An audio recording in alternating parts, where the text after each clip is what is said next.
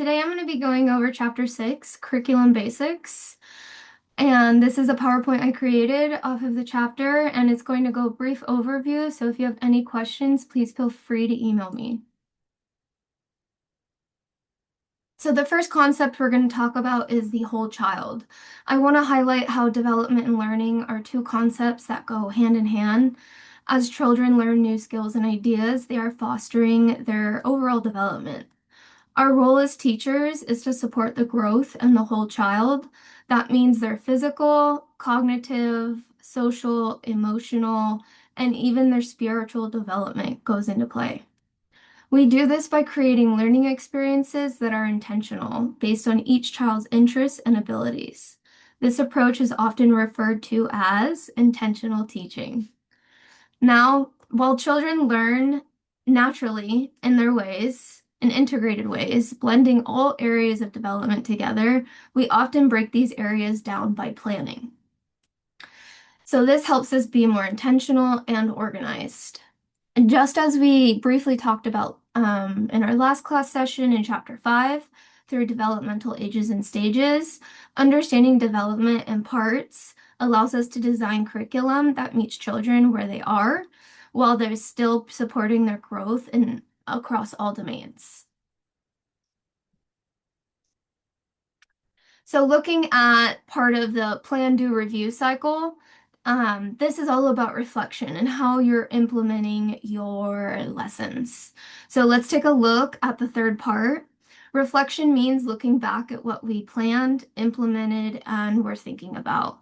So as we learned in Chapter 3, reflection is essential in teaching. It helps us grow and strengthen our curriculum planning. Reflection on our practices is not bad. If we did something that didn't always work out, we learn from it, we grow from it, and we implement something better next time. Sometimes reflection happens informally as we notice things go throughout the day. Other times it's more formal, using tools to capture strengths and areas for growth in ourselves. We talked about these more specific tools when we were going over our assessment tools. And so these are the tools from chapter 4 and 5 that we went over that you can utilize in these more formal assessments. Teachers often use two types of reflection forms. The first is curriculum implementation evaluation, which asks us what went well, what didn't, and how did children respond. The last thing you need to ask yourself is how might you modify the activity for next time? This is something that I shared briefly with an example when I was in the toddler classroom with 18 months. I did an activity with shaving cream, and as I mentioned, it got head to toe on the child. It was all over the table, and while it was so much fun and I let them go for it, I thought to myself, this didn't quite go as planned because cleanup and the amount of time it took to get everyone situated, the transition was hard. So I modified it next time by laying plastic down and making sure that when they were all done, we could take them outside, kind of hose them off since it was summertime. And it was just a fun activity. So I modified the way I did the activity for next time. The second is the daily curriculum reflection, which focuses more on you as a teacher, what you're proud of, what you want to change and improve, and what you learned about yourself in your practice. These forms are not just paperwork, they are tools to help us become more intentional teachers. Remembering that every part of the day, individual, small group, or large group, should be planned with meaning and intention, so that way children have purpose.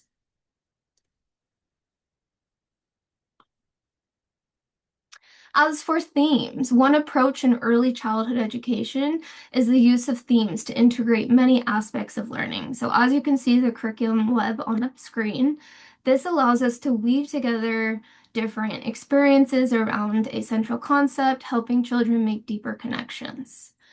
The most effective themes often emerging from children's own interests. This is what we call emergent curriculum. We talked about this. I have examples later in my presentation when I discussed that all the children were interested in outer space and it was not what I had planned. I threw my lesson plan out and I went with outer space. And so I'll show you a glimpse into how I started to recreate the classroom into that theme. So some common examples for themes may include my family, friendship and caring, community helpers, animals. So these are big themes that you may see across the span of the preschool year, especially as like holiday seasons come up and new topics come into play. You'll see that these themes you can build off of.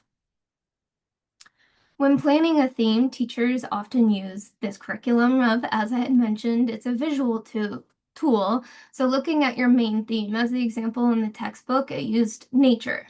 So some of the things that you can do are nature hunt outside, making a trail mix, painting with twigs, camping with dramatic play, so setting up your dramatic play area up as if they were camping, sorting nature items, and building a tent. This is a theme that we would do in the summer that I have experience with. And as a whole center, we did it at one of the preschools I worked at. And it was really fun because we got to one day a week or not one day a week, but one day out of the week, we got to take the children outside and we got to actually make s'mores with them. So we got to use a skillet outside far away. We went over safety, protocol, expectations, making sure that we keep our hands to ourselves because it's hot. So going over the safety precautions is always important. Setting those expectations so your students know what they want to follow. There are so many things that you can integrate and bring into children's experiences just within the preschool setting. So the behavioral side of curriculum. Rather than thinking about a child's behavior as something separate from the learning experience, it's important to recognize that behavior is part of everything that goes into your classroom. As teachers, we plan meaningful interactions and experiences with the understanding that children are still learning critical social skills. They are still learning emotional skills like self-regulation, patience, using words, and managing their bodies. These life skills are learned just like any other concept through exploration, repeated exposure, and supportive guidance. There is no single magic approach to guiding behavior. As we had mentioned, every child is unique. And instead, we consider the why behind a child's action. So that's when we bring in our assessment tools and looking for behaviors of pattern, when they're coming out during different times of day, are they happening during transitions? So these are things that you'll start to look for of why is this happening during this time of day? Is it like I said, the transition? Is it how the teacher's doing it? I'm doing it? Is it so many factors that can go into it? So looking at the routine and the quality of your classroom can really help elevate that experience. So other factors that may include it as well is the child's development, environment, the family and culture influences, their own temperament, and simply motivation. By examining these areas, we can plan more effectively and respond with empathy and intention. Once we understand the why, we can use strategies that foster positive behavior. Some useful teacher interactions include consistency, setting realistic expectations so they know what you're looking for and how they should respond. Staying calm and focusing on the behavior, not the child. Making sure that they know that the action, it doesn't make them a bad person. It doesn't make them, because in that sense, there's learning good and bad. They're learning the good guy versus bad guy a lot of times, that concept. And so letting them know that the action that they took was, a mistake or just a poor choice, but it doesn't define them as a person. So ensuring that they understand that they can that they can improve upon their own actions. And using positive redirection and direction, like saying, use your walking feet instead of don't run, or if they're climbing on something, Telling them to get down, well, what does get down mean to them? Okay, why? But if you explain the reason behind the why, they'll listen and it makes more sense. Hey, I noticed you're climbing on that. It's really not safe. If you want to climb, show them where they appropriately can climb. This is something I did go over as well with developmentally appropriate practices. And I shared that I had struggles. I had asked for help, and in my experience, and my supervisor at the time said, I think we need to change just the environment. And so we got mats and we just restructured it. And the flow of the classroom went so much better because I taught them where they can do it. And then we were able to do the lessons and the hands-on learning that we wanted to do and get those goals met after. Practical strategies might involve ignoring minor behaviors, redirecting to a positive alternative, actively listening to validate feelings, offering choices or using logical consequences, and we can also guide children through problem solving. Problem solving is my number one takeaway that if you are going to use with children, it is so important. Problem solving and letting them build those key relationships and teaching them through a positive attitude and approaches of how they can interact with their peers, of asking them, well, what happened? How do you think it made them feel? How would it make you feel? What would make you feel better? Maybe we can help them and ask them. If the child doesn't respond that way, okay, well, maybe we can do something else. So walking them through that entire process, it can be tedious and long sometimes to get them to make that connection, but it's so important for them to make that connection in the early stages. With all these approaches, we help children develop the skills they need to manage themselves and in social situations as they grow as whole learners. There are many different program types, and I put illustrations on the page for you to see. We have up here, this represents the Montessori practice. There are play-based, high scope, um, infant care, family-based. So there are so many different kinds. And as I had mentioned, everyone is going to fit into their own program. Every philosophy is different. Every center works differently. All these programs, they integrate active learning, meaningful interactions through carefully designed environments. These also base activities and observations off children's interests and abilities, as these are known as high quality programs, and they value partnerships and their communities and the cultures that they serve. There are many curriculum models that reflect these tenets, and while I'm going to go over them briefly, I would like to pause a moment and ask you, what kind of practices do you like to implement? So, as the first one, culturally appropriate curriculum helps children understand both their similarities and differences grounded in family and culture. With emergent curriculum, it grows out of teacher observations of children's interests evolving spontaneously as learning unfolds. So this is really centered on the child-based. Head Start offers a comprehensive program that goes beyond academics, including nutrition, healthcare, and parent education. High Scope emphasizes active learning and higher levels of thinking through plan, do, review. And Montessori focuses on independence, self-correcting, materials, and life skills through not only schools using the name Meet True Montessori Standards.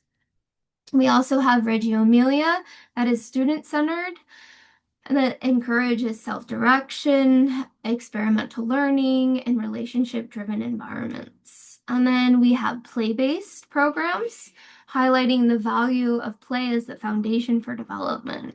And then we also have resources for infant educators, emphasizing respectful care for infant, toddlers, and caregiving as itself as education. There are other approaches, including family childcare. Down here, I mentioned, the family component. So there are family childcare, in-home cares.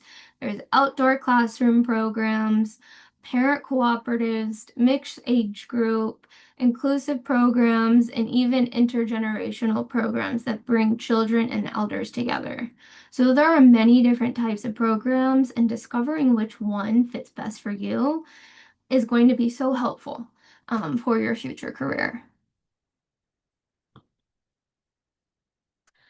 And as many different types of play, um, children are natural observers and active participants in their own learning. Developmentally appropriate practices reminds us to be intentional and creating those environments to maximize the growth. Through hands-on exploration and play, children build essential skills for development. Teachers play a key role by offering play spaces, designing routines that invite participation, and supportive learning environments through meaningful conversations. So there are many different types of play. There's unoccupied play, solitary play, onlooker play, parallel play, associative play, and social play. So I've put a few examples here online of my own experiences. So up here we have the solitary play as he is playing with instruments on his own. This is the age group of 18 months, specifically on the left-hand side. You're going to see more of that developmentally appropriate.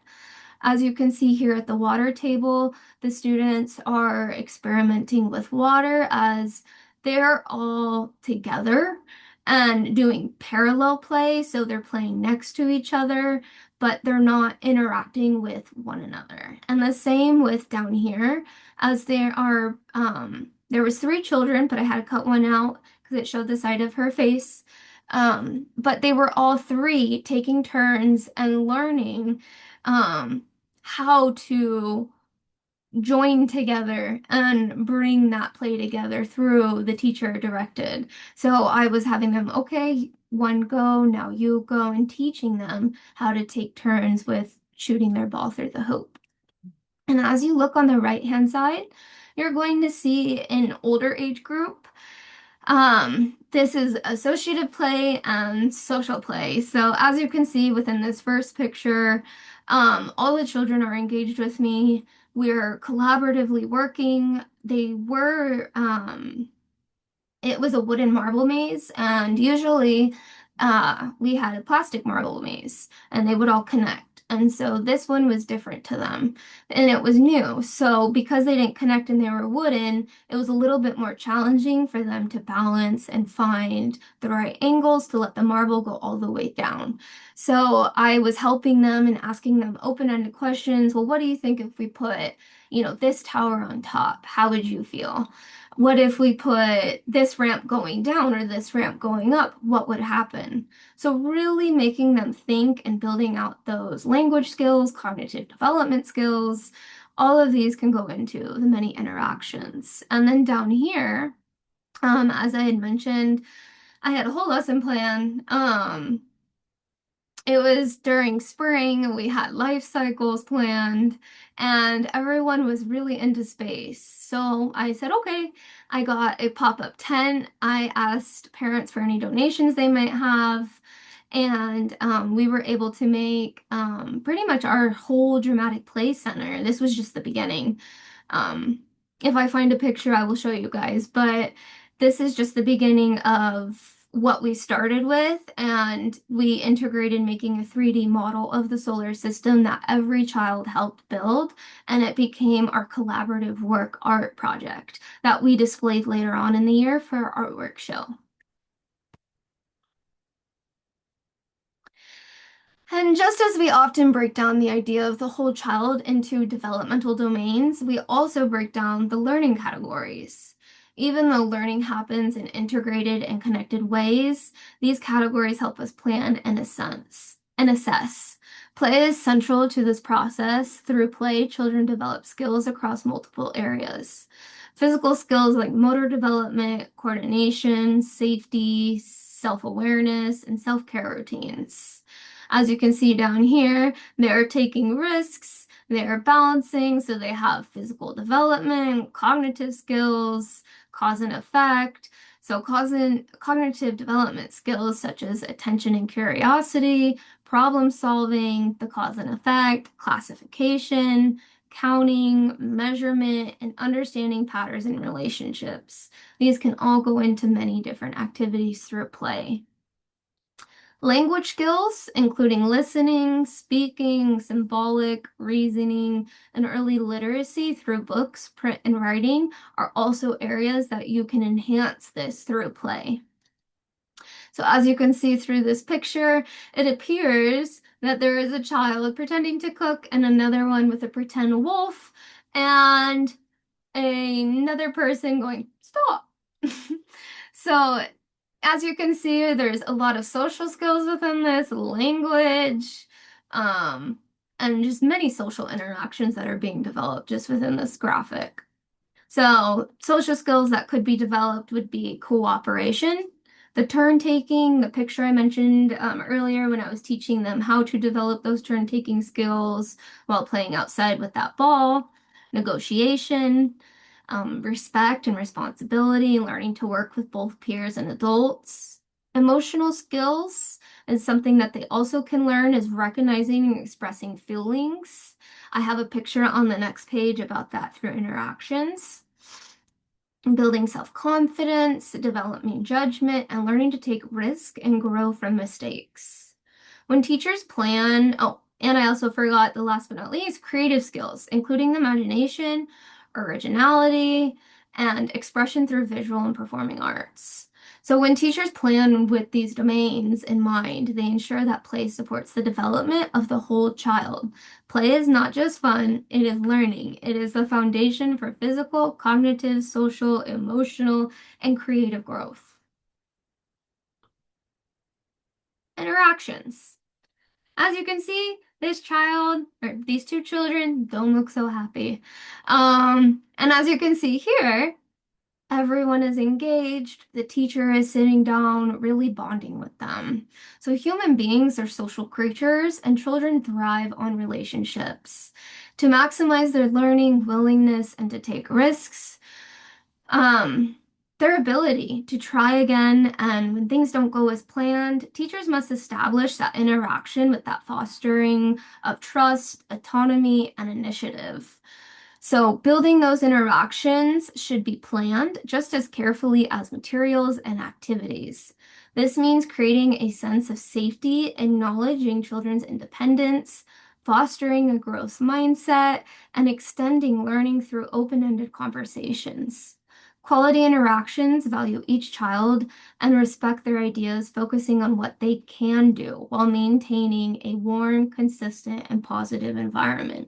So if a child is struggling and they keep saying, I can't do it, I can't do it, well, yes, they can. Because I'll give you an example. I had a child sitting there and he just kept saying, I can't put on my shoes. I just can't do it, teacher. I just can't do it, Teacher Mary. And I said, yes, you can. So I sat down next to him and I took off my shoes. And he was like, ew. So it was just a fun bonding moment. And I walked him through it. This is how you take your sock, and we're going to stick our foot in. So I made it fun for him. And I just walked him through how to put something on his shoe. And his parents were so thankful just for that simple interaction.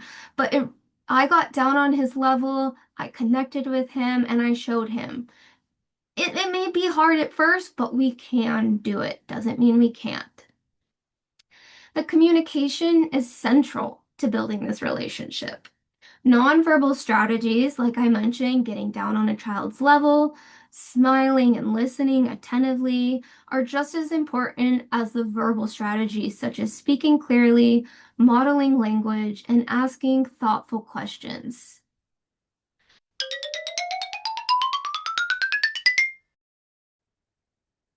So, nonverbal strategies, I mentioned, like getting down on the children's level, um, speaking to them are all very important. The types of questions we ask matter. There are convergent questions leading to one correct answer, while divergent questions, open-ended questions, encourage multiple ideas, deeper thinking, often starting with divergent questions and then narrowing to convergent ones, helping children explore broadly and focusing in. Ultimately, interactions are not just about managing behavior guiding activities, they're about building relationships. By observing, documenting, and reflecting, teachers can plan to meet those interactions and support their growth across all developmental domains. So I'm going to go over planning. The plan, review, do. Planning is one of the most important parts of curriculum. Just like in any endeavor, when we plan ahead, we are more effective, better prepared, and more flexible as children engage with what we've created.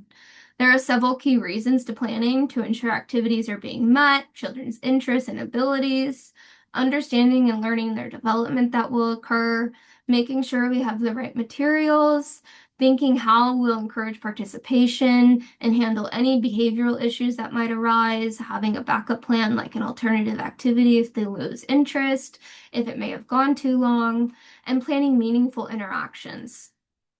Consider guiding how we gather observational notes and share documentations with families as well. And short, planning allows us to be intentional and ensures that with every experience we design is purposeful, engaging, and it supports the child development's growth. So as you can see, I provided an example on the screen of written curriculum plan. So this helps keep everything in order. It ensures your measures are being met.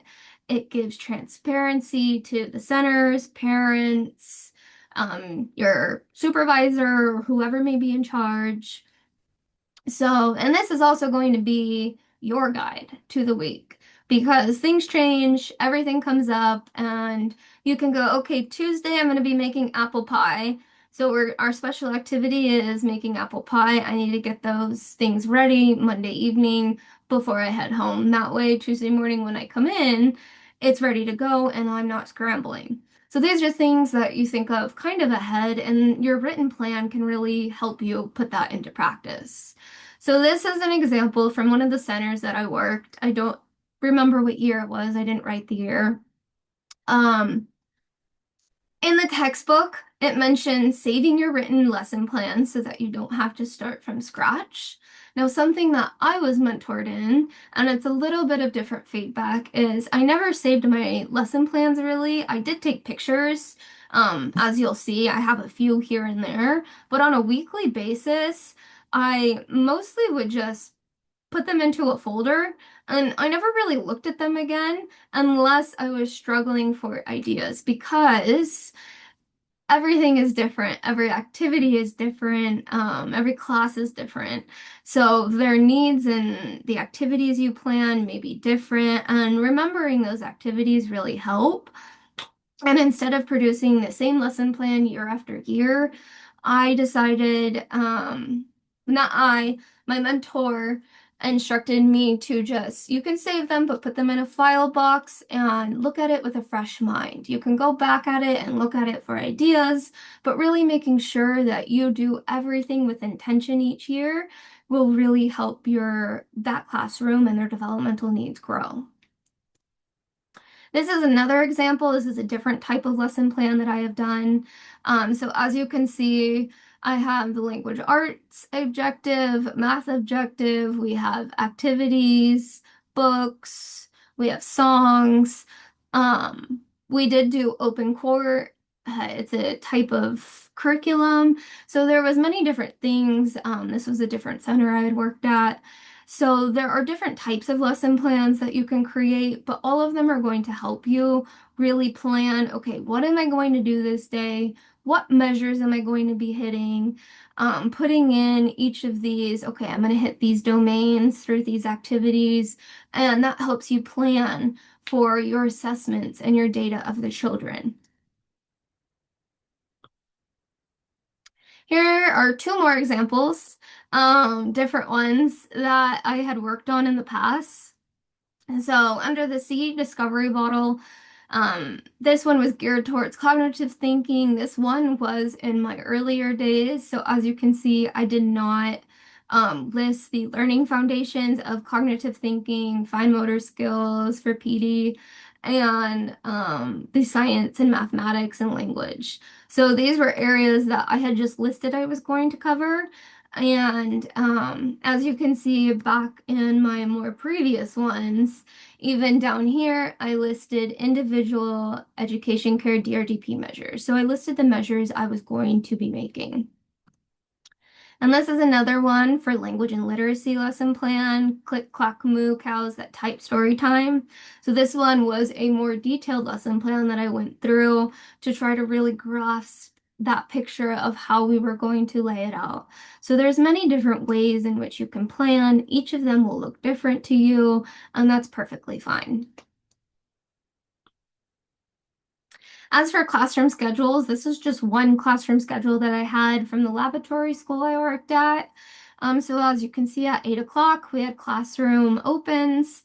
And from 8 to 10:40, we had indoor investigation time and outdoor patio time. So this center was a bit unique in the sense that we had more teachers and two areas so we could open up the doors and they were able to have free choice inside and outside, and also our classrooms connected, so children were able to explore in between other teachers' classrooms, but we had to have a sense of autonomy and trust with the children and checking in and making sure, hey, I'm going to go to Mrs. Mary's classroom today and I'm gonna go explore for the free time. And once the free time was over, they knew, okay, I need to clean up my area in that classroom and I can come back to mine. So it was a great opportunity to let them explore different areas and develop a sense of belong or sense of relation responsibility within the classroom.